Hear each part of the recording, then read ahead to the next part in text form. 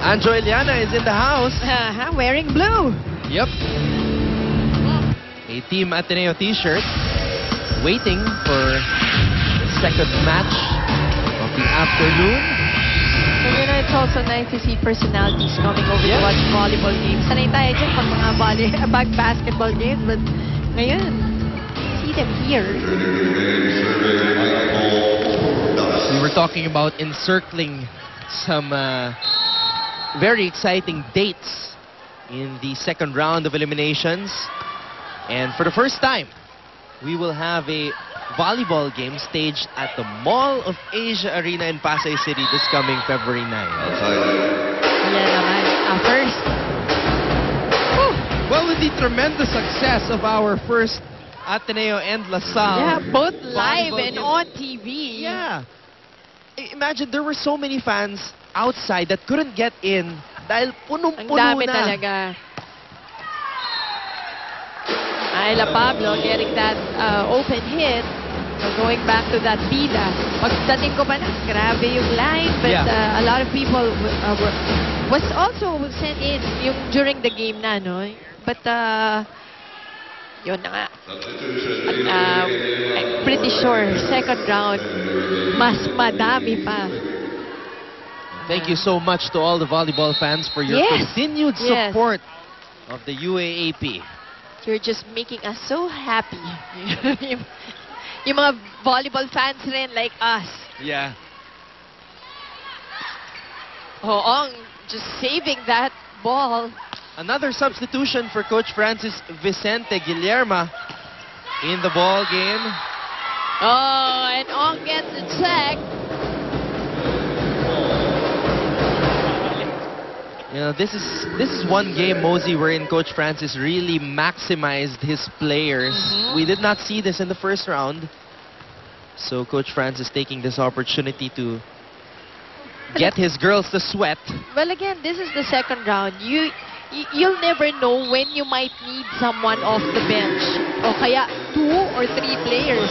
So you just have to be ready. And these are the games that you can probably give them time and you get to see kung sino yung lalaban. Sino yung ready. Aganon got some playing time in the first and second set. Now Guillermo coming in.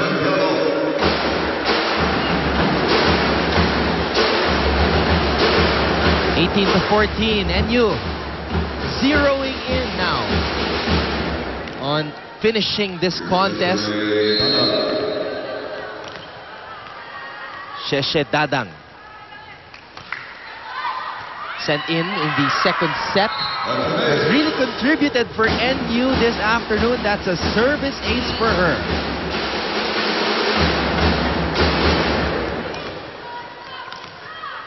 So players from the bench on the floor right now. Guillermo, Dadang, and Mandapat. But Coach Francis wanted, remember he started this third set with the starting 6. Siguro from the start of this set, he wanted sana to pull away, to put in his off the bench players. But yung UP is just sticking with them. And then ito na nga, in the mid portion, ito na pinapasok na with the 6-point lead, pinapasok na ni Coach Francis. General is in the game for the first time. And you usually see her at that service line. Doon nagpapalit.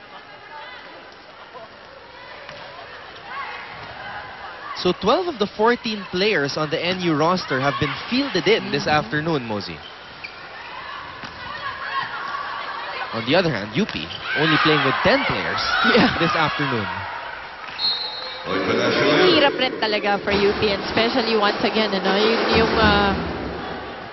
missing their starting setter.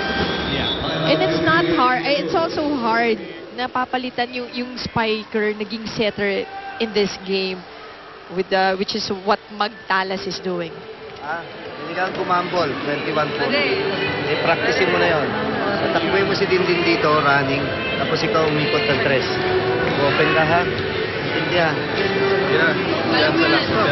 Magsalita ka eh. Magsalita. Oh, namumutla ka. Kulang ka sa lipstick. Kaya mo kasi si Bea may lipstick. National. Ano pala? Very light huddle for NU. Okay. And it started with the hair.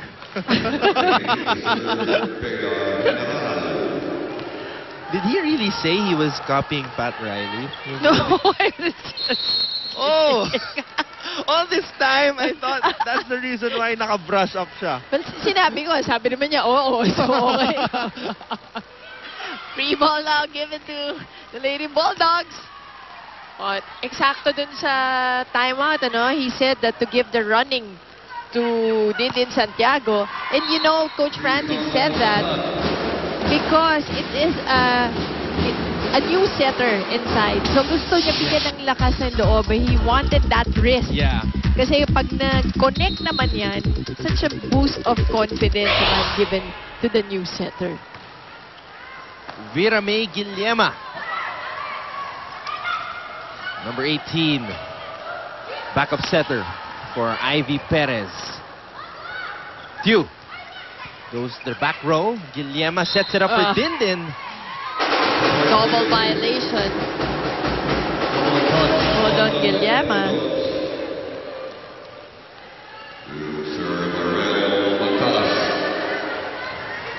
(22-15). Magtalas, in the absence of Del Mundo, has done a commendable job for UP. You know, it's not easy. Yeah. Na to be a setter na all this time you were a spiker.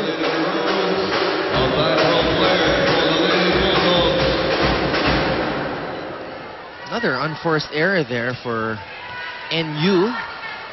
So they're leaving the door open for UP.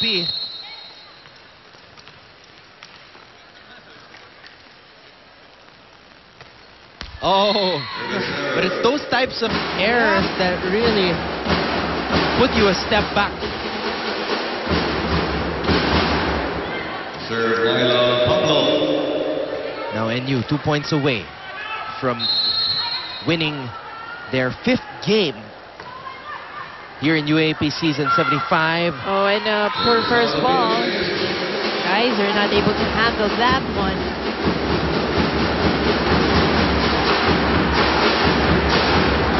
One of the few players not yet fielded in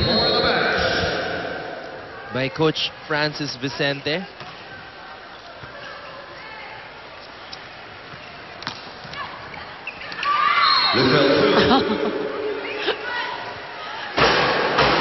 Pablo tried. Pero mukhang parang break dance yung nangyari dun. Actually, only one player hasn't been fielded in by Coach Francis. Looking at the lineup, Ina Cardiente. Oh, and that was really close to the net. Dindin Santiago.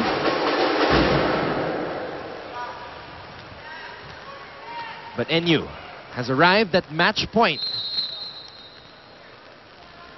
The UP cannot afford to make a mistake. Guillema sets it up to Aiko Urdas. Not yet. Magtalas, back set, Mangulabnan. The blockers were there. NU, second best blocking team in the league, closes this one out.